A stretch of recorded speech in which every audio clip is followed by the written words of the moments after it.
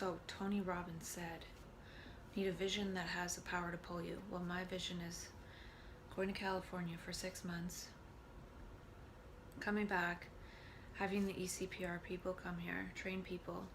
Somebody wants to become a trainer, somebody becomes a trainer, and then things go from there. I guess in saying that, it shows me that really I just don't want people to be pathologized. I don't want people to be told they have a mental illness in the first place. I was told after 2 days in the psych ward, and so that is my vision, is depathologization of extreme states. And beyond that, seeing the gifts in those extreme states. And I've already talked about that, and I don't want to start repeating myself too much, but there are gifts, and there is healing that happens. And strong reasons why was number 2 for Tony Robbins. And I want to be off meds so then I can keep my kidneys and my thyroid in good shape, because I'll need them for those extra 25 years that I want to live that will likely be taken away from me if I remain in this paradigm. And it's not just having those 25 years back, but what am I going to do with those 25 years? I think that might be the most important part, is that I have to have good enough reasons to have those 25 years back. So if I just come off meds for my own little 25 years, that's not very powerful. But if I have that goal in order to help other people get their 25 years back, then that's a lot more powerful than just for my own personal wellness. And he also talked about raise your standards. Well, I have high standards in that I don't want to be on medication. And so when he talked about needing to stay consistent with who we think we are, well, I think bipolar actually gives us access to different dimensions of ourselves to experiment. Well, is this who I am? Is this who I am? Do I want to be more like this? And I think that's for me where embodied mania comes in, is there could have been a lot of experience one's had in mania and psychosis that one would not want to embody. And so by having access to more of the spectrum, one can actually choose different ways of being after the fact through embodied practice, versus always assuming one is this consistent entity that one is trying to stay consistent with. And he said joy comes when we're spontaneous. So that's definitely true of mania. Being super spontaneous is being super joyful. So synchronicity, spontaneity, joy, I feel those are part of embodied mania. And so that's what Tony Robbins said. He said the strongest force in the human personality is to stay consistent with how we define ourselves. I define myself as somebody who's not on medication, who's very healthy. I would like to help bring the gift of wellness to people. First, I have to create it myself. I'm optimistic that I can get off medication. I watched another talk online, and the guy said invest in your own brain, and he was talking about education and reading and stuff. But I think too, coming off medication is investing in my own brain. Part of my wellness company, actually, the beginning part, is actually investing in myself and experimenting with myself. I remember years ago I had a chronic fatigue like syndrome thing going on, and when I finally was able to heal myself of it through diet and things like that, I told myself I really wanted to help other people have really good health.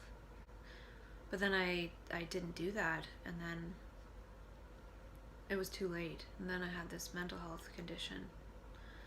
So I feel like by doing these videos, when I do come off medication, at least I'll have already created something that might be helpful. And I don't know if it will be or not, I have no idea, but the videos I was doing before are sort of like a big reframe and big context creation. And I feel already that even in my last couple of weeks of struggle, that some of that context has helped me. It sort of feels like it arises in consciousness when I'm going through something, and that story, those words in my own voice that I created for myself sort of hold me and cradle me in a way. And since I don't have this support network right now of people who have that context to uphold that context for me, I have to do it for myself.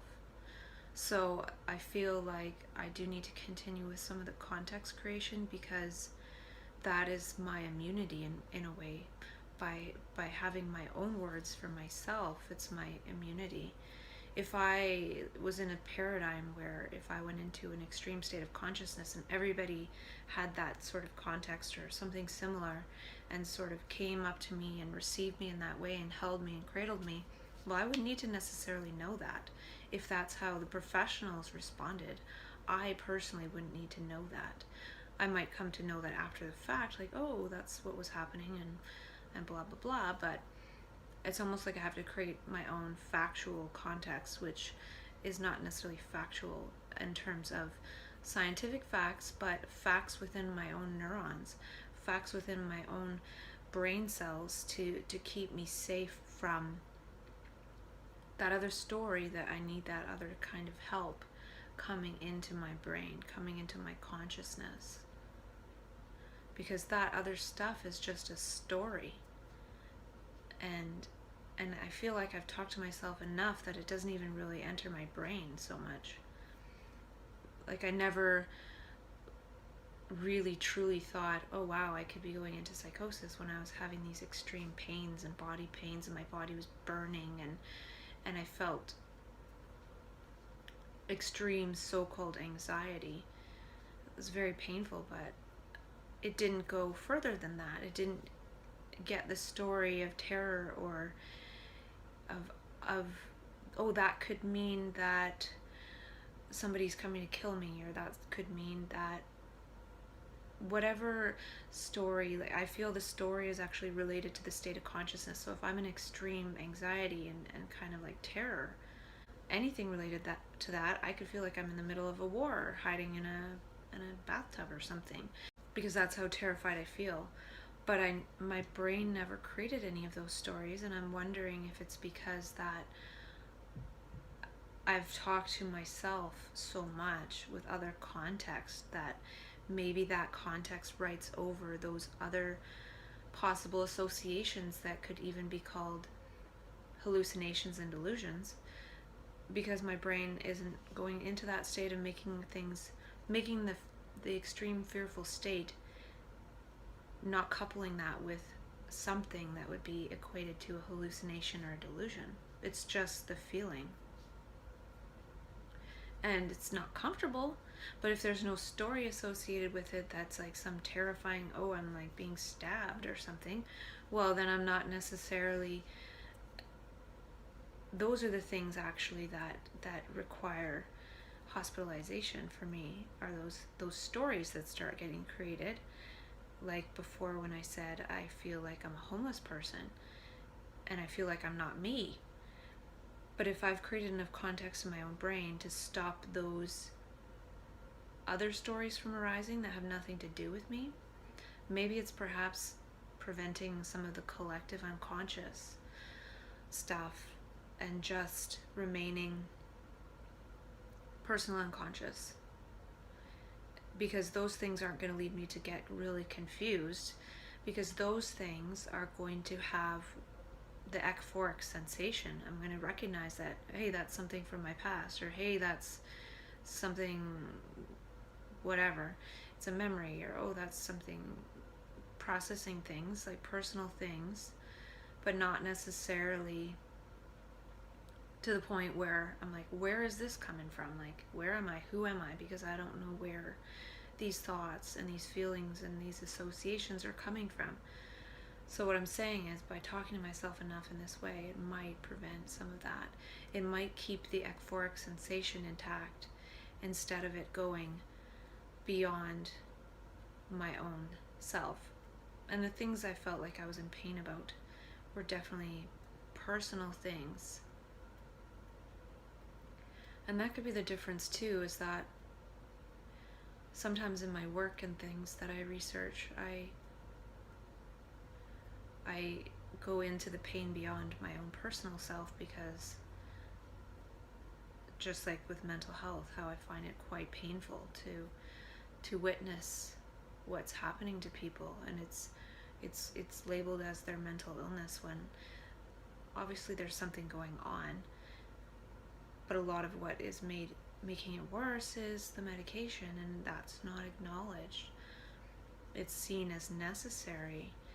And I had that experience in April where what was seen as necessary for me was not necessary, and it nearly made me way worse than was necessary. Well, it did for a period of time while I was on that medication. And to me, that gets mistaken as, oh, a person's mental illness, when a lot of it is that the process is being interfered with by medication, and then I don't know. Anyways, it's scary territory, because there's nothing else to support people than what is there. And what is there is, that's what it's doing to people. And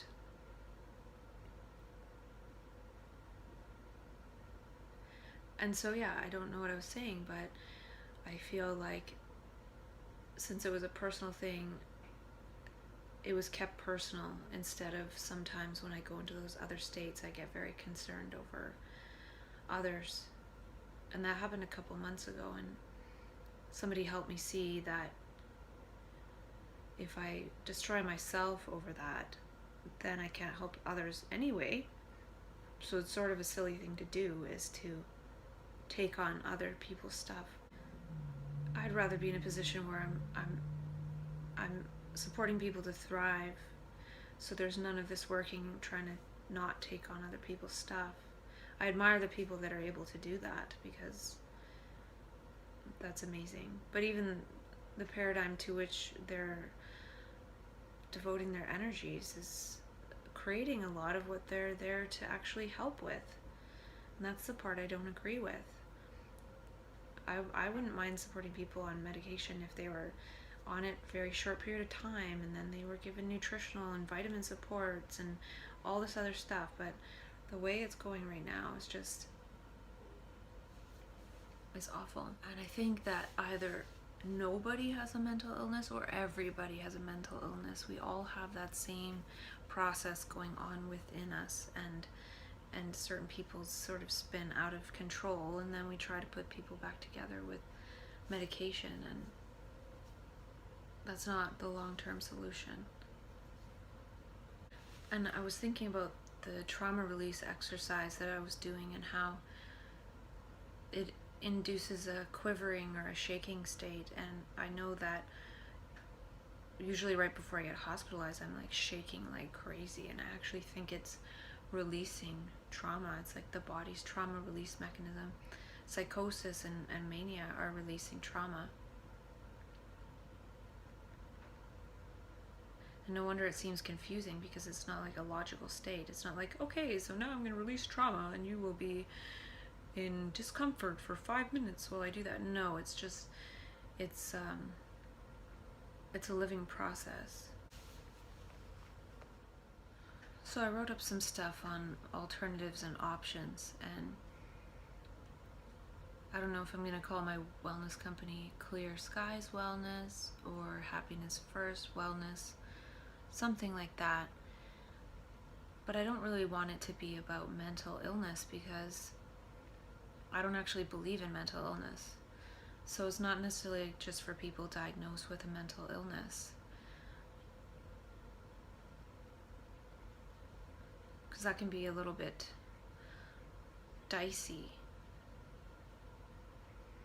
I feel like it'd be more about helping someone with their wellness, so then that sort of crowds out the mental illness part. So for me, I can't just say, oh, I don't have a mental illness and stop taking my medication. That would be silly. But if I create enough wellness, if I take certain supplements, if I have a peaceful place to live, if I am moving towards the life that I want, then all those aspects are going to add to my wellness, and that will possibly decrease the likelihood that I will experience symptoms of anything else, because I'll be keeping my allostatic load very low.